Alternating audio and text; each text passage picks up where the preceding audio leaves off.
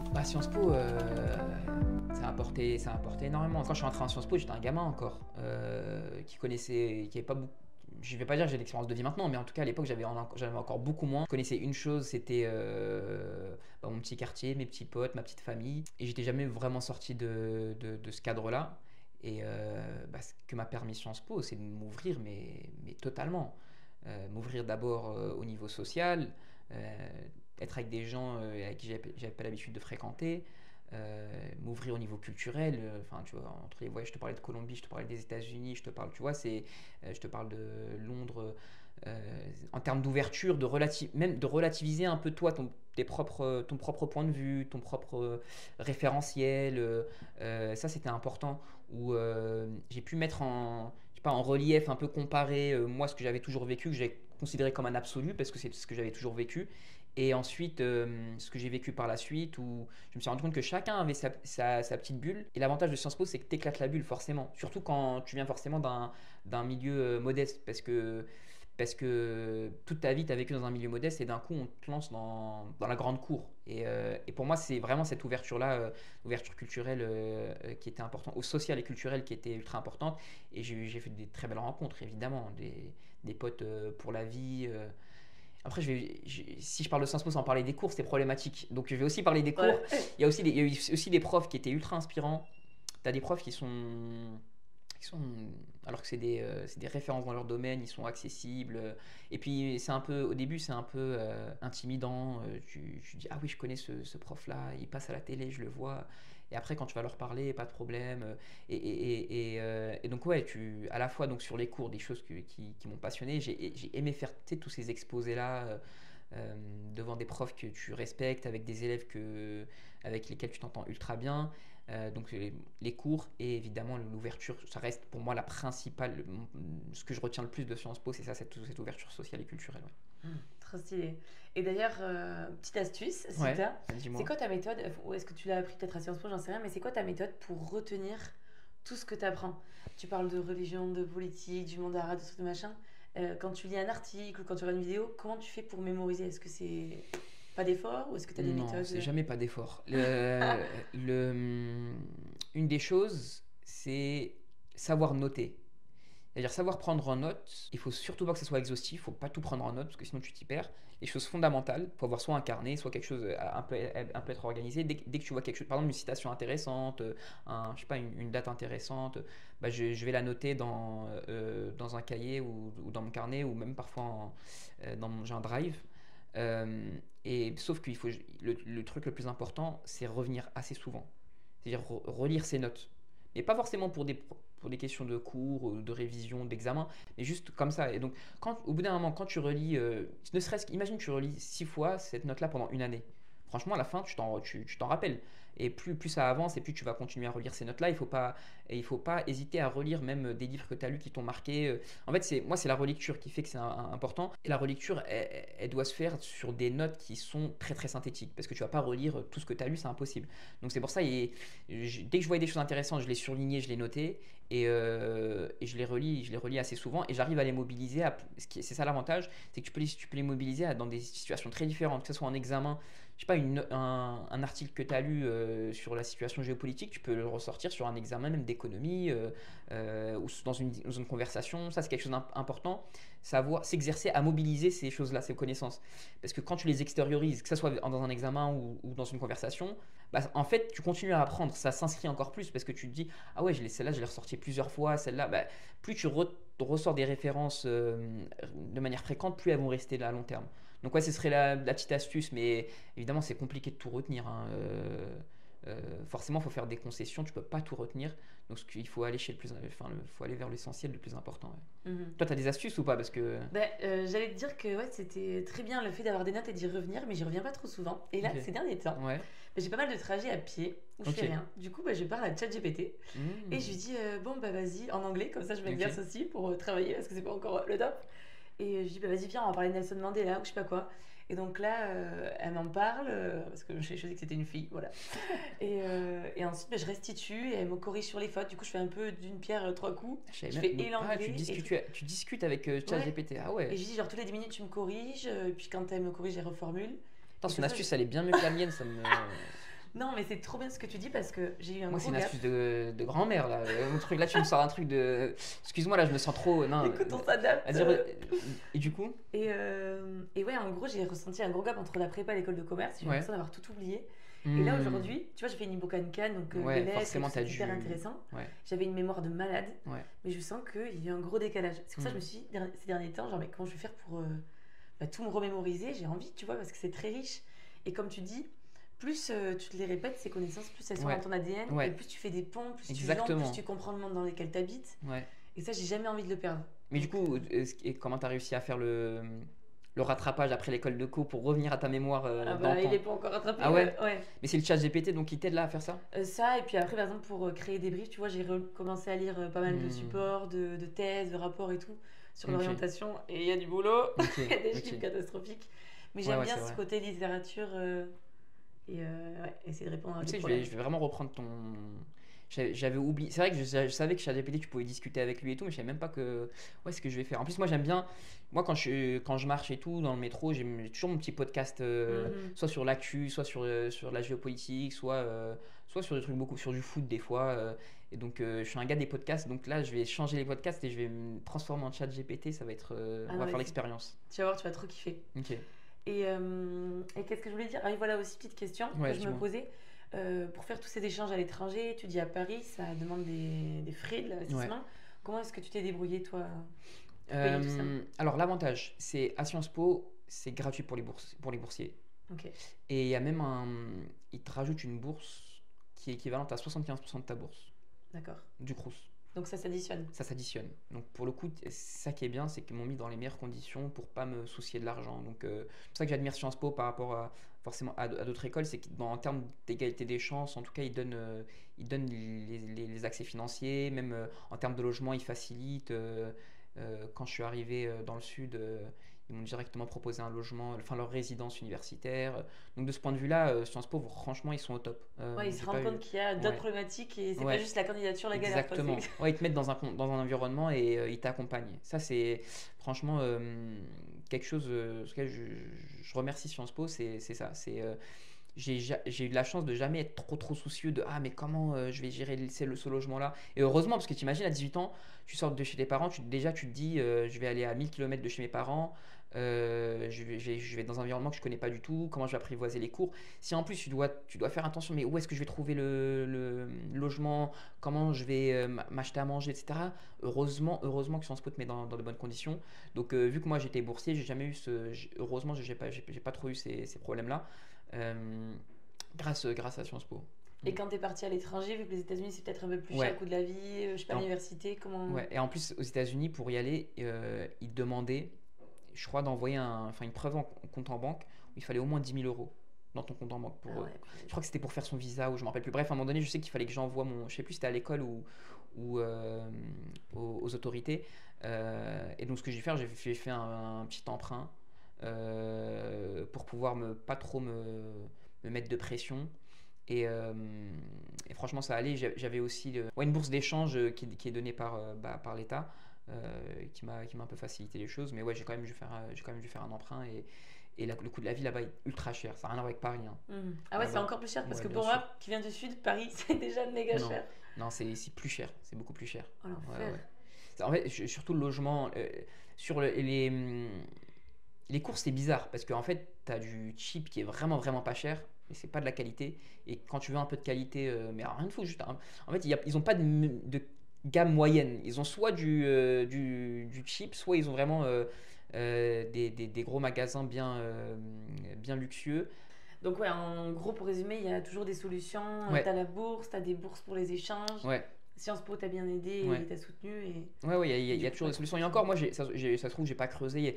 Je suis sûr qu'il y a des fondations, ouais, qu'il y a des. Tu vois, ça aussi, c'est un truc. qu'on nous dit pas du tout Ouais, assez. forcément, qu'on ne dit pas forcément, mais j'en suis sûr, avec du recul maintenant, que j'aurais pu gratter des bourses de fondations ou quoi, que je connais pas encore, mais c'est sûr qu'il y en a. Il faut juste s'informer, je pense. Mhm. Et donc là, Sciences Po se termine. Ouais. Et là, tu te dis quoi? C'est quoi Je la me fin dis quoi? d'année? C'est quoi la Là, je me suite? dis. Oh non, pas déjà.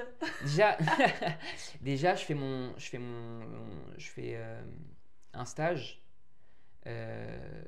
qui est un stage en banque, en sovereign advisory. Donc tu conseilles les États sur la gestion de leurs finances, etc. etc. Et j'ai kiffé le stage. Sauf que moi, j'étais vraiment sur le côté un peu plus affaires publiques, côté géopolitique, mais pas assez sur le côté financier. C'était un peu frustrant. Mhm. Et je me suis dit, bon, moi j'ai envie de travailler dans ça, je kiffe. Moi qui ai toujours aimé la diplomatie, bah, c'était un peu ça, mais du côté privé. Ok. Et,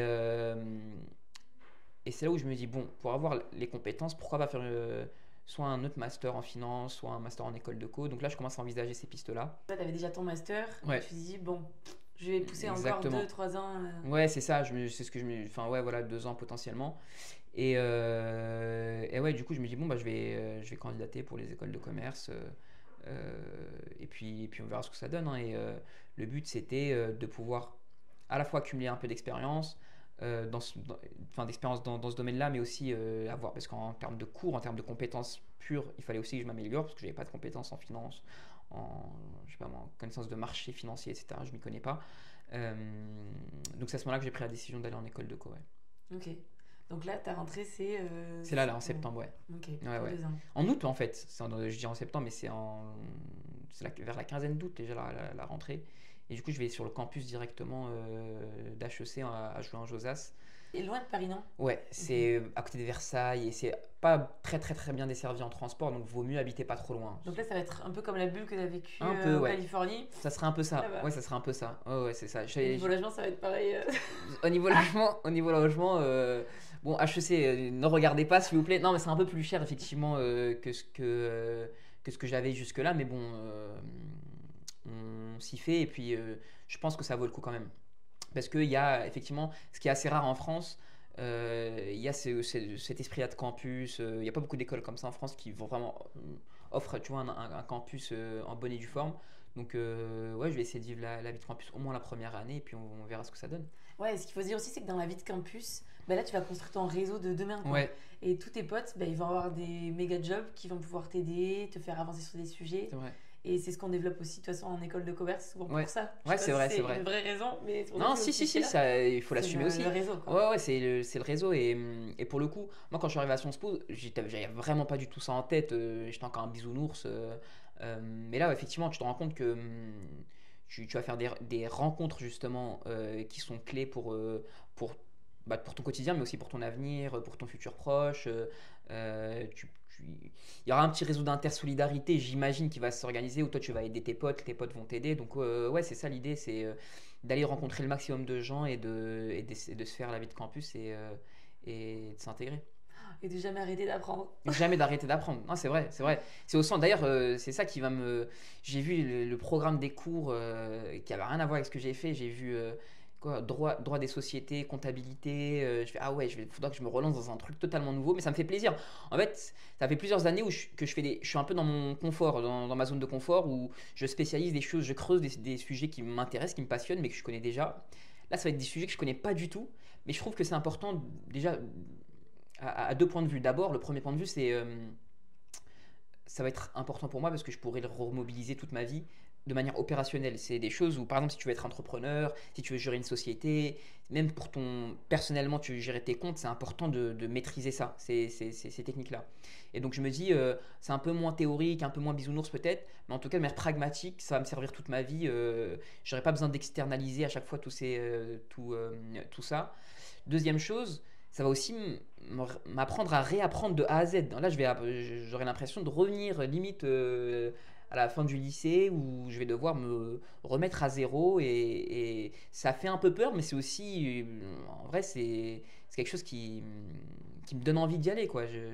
J'ai envie d'être nul à un truc et d'essayer d'être bon au bout d'un moment, quoi. Donc, ce sera ça, l'année prochaine, ce sera ça un peu le défi, de commencer à zéro et d'essayer d'atteindre un bon niveau un bon niveau assez vite.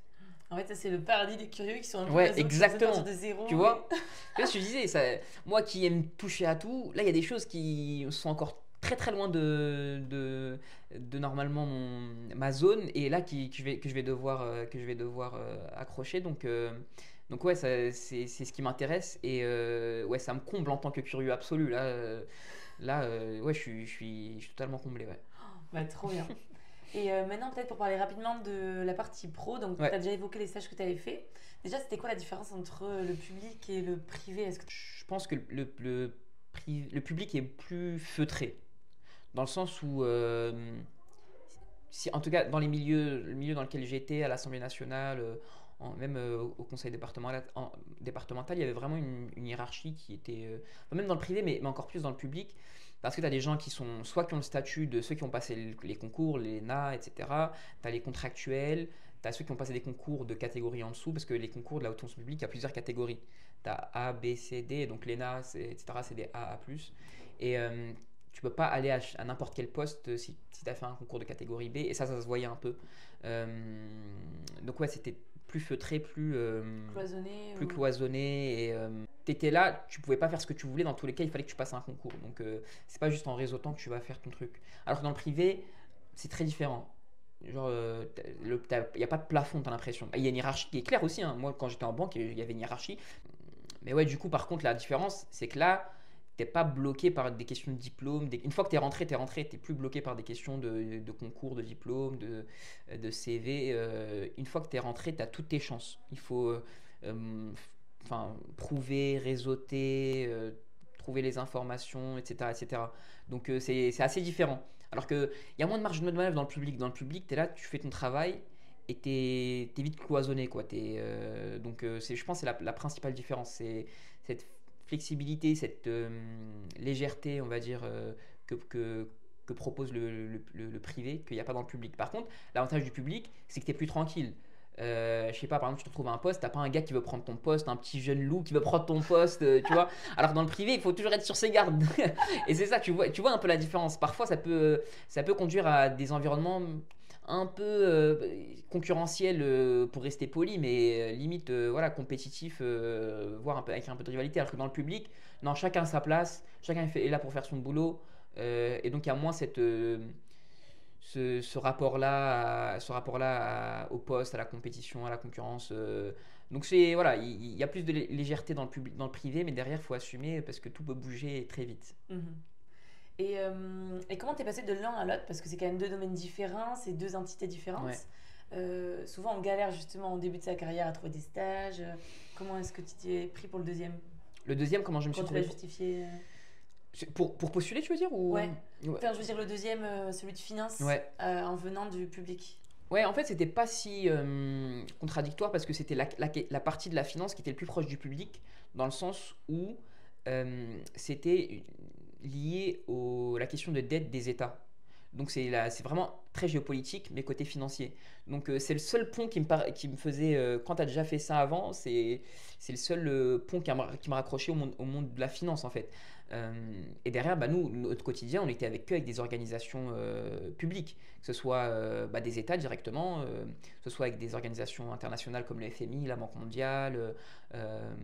Donc c'est des choses, je restais dans un peu plus ou moins le même domaine. C'était pas, je passais pas d'un domaine ultra public et à un domaine ultra privé qui n'a rien à voir. Je restais dans la relation de la banque avec ses partenaires publics. Donc c'était plus ou moins le même domaine, mais c'est comme ça que j'ai pu me raccrocher au côté financier. Et du coup, la transition n'a pas été très très très très importante. Effectivement, les environnements sont pas les mêmes, les sujets sont pas forcément les mêmes, mais derrière, c'est les mêmes partenaires quasiment, et ça reste en vrai, c'est du public dans du privé, hein. Ok. Donc ouais, ça fait le Ouais, pont. Et ça fait le pont. vas-y. Maintenant, peut-être que je vais aller dans full. Maintenant, je vais faire la full transition dans le privé. Ping, ping, ping. Mais pour moi, je me vois potentiellement après, je sais pas encore, on verra, on refera une mise à jour dans 1 an ou 2, mais je me vois potentiellement refaire ça, du sovereign advisory, pourquoi pas, conseil au souverain dans une banque ou quoi, on verra, mais c'est à la fois ce qui permettrait d'assouvir mes passions premières qui sont les relations internationales, la géopolitique, et derrière ma volonté de maîtriser un peu la gestion technique, le management, les financements. Parce qu'en fait, tout simplement, plus j'ai creusé la question des relations internationales, plus je me suis rendu compte que ce qui était au cœur des relations internationales, vraiment le nerf de la guerre, c'était la finance, l'économie, c'était les interdépendances financières. Ce Ce qui faisait qu'un État était fort, c'était pas son armée en vrai. C'était pas son. D'abord, avant tout, il faut qu'il soit fort économiquement, et ensuite, il peut développer une armée, il peut développer je sais pas moi, une politique culturelle, etc., etc. Mais il faut d'abord qu'il soit fort économiquement, et c'est pour ça que c'est. En fait, je fais pas vraiment une inflexion importante par rapport à avant. J'ai l'impression que c'est la continuité de mon parcours. Je suis arrivé à un stade où je me suis dit, ah, pour avoir un impact sur les relations internationales, il faut aller dans la dimension économique et financière. Et donc là, j'essaie de finaliser ce parcours-là. Ah, c'est trop intéressant ce que tu dis. Ça rassure aussi, je pense, beaucoup de Ouais, personnes de se dire que ouais, tu vas dans une direction et en fait, ça te mène peut-être exactement. ta destinée. Je sais pas si on peut Ouais, dire je ça sais comme pas, ça, on verra. Mais ouais, ouais. en tout cas, ça a une Il logique, quoi. n'y a pas une rupture. Je sens pas du tout une rupture. Pour moi, c'est la continuité. Alors, c'est pas très classique. Normalement, tu finis un master et tu commences à travailler. Mais pour moi, c'était pas une rupture totale. Ok. Et j'allais te poser la question justement, tu te vois où dans 10 ans? Est-ce que c'est encore un peu trop. Non, non, C'est dans cette voie-là? je pense, enfin maintenant, mais ça se trouve qu'on va reparler dans un an, ça sera pas pareil, On mais en regardera tout cette cas, vidéo, ça va être ouais, trop ouais, drôle. ça se trouve, je vais me retrouver, je sais pas, moi, dans une ONG, je sais pas, je vais être dégoûté de la finance, non, mais dans 10 ans, je me vois dans une banque, enfin, même, pourquoi pas, genre mener une équipe de sovereign dans une banque, où notre travail au jour le jour, c'est d'accompagner des États, notamment les moins développés, parce que c'est eux qui ont le plus de problèmes de dette et de développement économique, et justement les accompagner dans leur développement économique, notamment via les partenaires que la banque peut avoir, et essayer d'attirer les investisseurs étrangers dans ces États qui ne sont pas forcément les plus attractifs économiquement. Je me dis, c'est ça, c'est à la fois je pourrais faire ma passion et à la fois je pourrais réaliser moi ce que j'aime faire, c'est bah, tu sais, on parlait d'égalité des chances. Bah, il y a l'égalité des chances à l'intérieur du territoire mais aussi au niveau international, c'est-à-dire donner la chance à des États qui n'ont pas forcément l'accès à des investisseurs d'avoir ces financements là qu'ils n'ont pas eu. Et finalement j'ai l'impression que ça serait un peu la concordance de à la fois même ma passion et à la fois ma vocation un peu, ou on peut dire ça, où ma priorité c'est malgré tout de rendre un peu ce qu'on m'a donné et essayer d'œuvrer pour l'égalité des chances. Ah, mais c'est tout à fait logique. Moi, j'y crois, là, j'adore. Merci, merci. Ben, j'espère que dans 10 ans, ça sera le cas. J'espère que dans 10 ans, ça sera le Les cas. paris sont Les lancés. paris sont lancés. Et on arrive à la fin de cette interview. Donc, Déjà, il me c'est reste passé vite. 2 questions. Vas-y, La première, c'est si tu veux regarder cette caméra, dis-moi. qu'est-ce que tu dirais au petit Théoben qui avait 10 ans? Bah, déjà, je lui dirais